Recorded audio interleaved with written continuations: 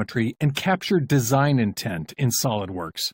The Smart Dimension tool automatically determines the proper type of dimension based on the geometry you select. For example, if you pick an arc, the system will automatically create a radial dimension.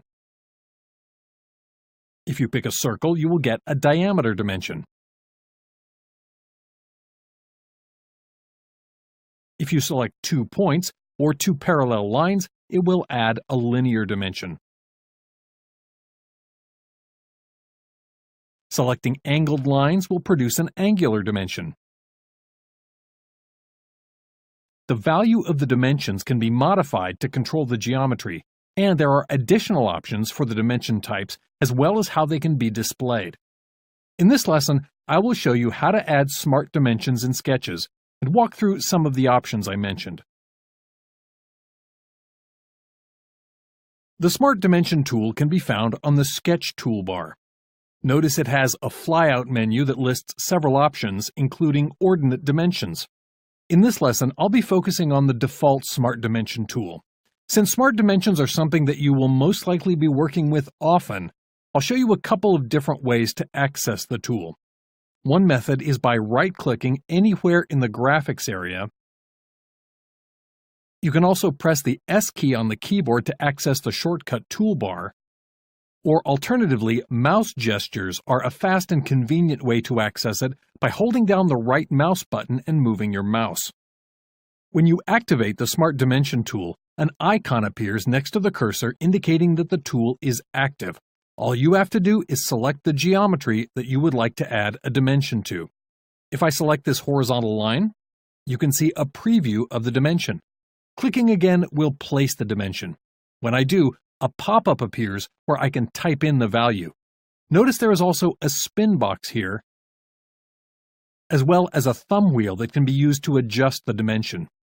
To accept the dimension, you can either press Enter on the keyboard or click the green check. To move the dimension, you can always click and hold the mouse button down as you move it on the screen. To modify the value of a dimension like this, you can double-click on it to open the Modify window you saw a moment ago. The Smart Dimension tool is powerful because it allows you to select a combination of sketch entities to get the dimension you want. To dimension the vertical height of this area here, I could select the vertical line to do this, but instead watch as I select the horizontal line I picked a moment ago, and rather than placing the dimension, I'll select this other horizontal line. SOLIDWORKS automatically switches this to be a vertical dimension, and I can now locate it and type in the value.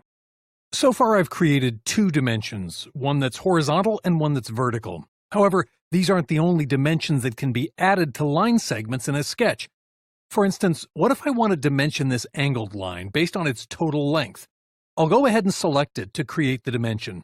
When I do this, notice as I move the pointer, the preview shows there are actually 3 possibilities for the dimension: horizontal, the absolute length, and vertical. Depending on where I click to locate the dimension will determine which type of dimension is added. Here's a tip. What if you want to add the absolute length dimension, but wanted to locate it over here? Notice the mouse icon next to the pointer. You can actually lock the orientation of the dimension by right-clicking and moving the mouse to where you would like to locate it. Right-clicking again will unlock the orientation. I'll go ahead and lock it and place the dimension here. I'll type in a value and click OK. In addition to these line segments, the angles between them can also be dimensioned. For instance, if I want to dimension the angle between this same line and the vertical line to the left of it, all I have to do is select each one, and an angle dimension appears. However, moving the cursor into different areas in the graphics area will change how the angle is defined. Be sure to select the correct angle you intend to dimension. I'll place it here, and add the value in the spin box, and click the green check. Let me switch over to another sketch to show you a few more options when working with circles and arcs. I'll go ahead and launch the Smart Dimension tool from the shortcut toolbar by pressing S on the keyboard. If I select this arc here, Notice SOLIDWORKS automatically previews the dimension as a radial dimension. I'll click again to locate it, type in a value, and click OK. If I next dimension one of the circles, you can see from the preview that this will be a diameter dimension. When dimensioning between two circles or arcs, there are a few more options that I would like you to be aware of. Notice as I select both of these circles, SOLIDWORKS automatically connects the leaders to the center points of each circle. I'll go ahead and add this dimension and show you some options in case you ever need to adjust this. If I highlight the dimension, you can see its property manager appears. Here you can adjust the properties for the dimension's value, such as its tolerance and precision, and quite a few others. If I switch over to the Leader tab and scroll down, there's a section called Arc Condition.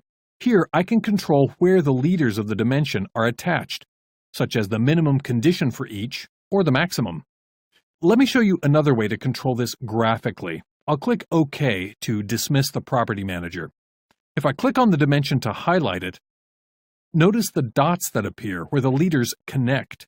These are drag handles that you can move by clicking and holding down your mouse button and dragging them. You can even attach these to different sketch entities if you wish.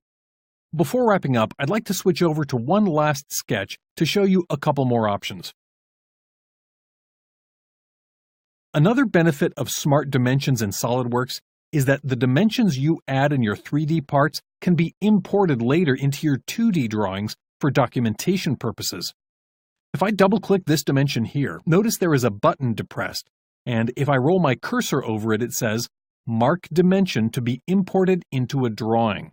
This option is on by default in SOLIDWORKS and is useful because oftentimes the dimensions you add when designing the part in 3D may be the same dimensions you might use in the 2D documentation.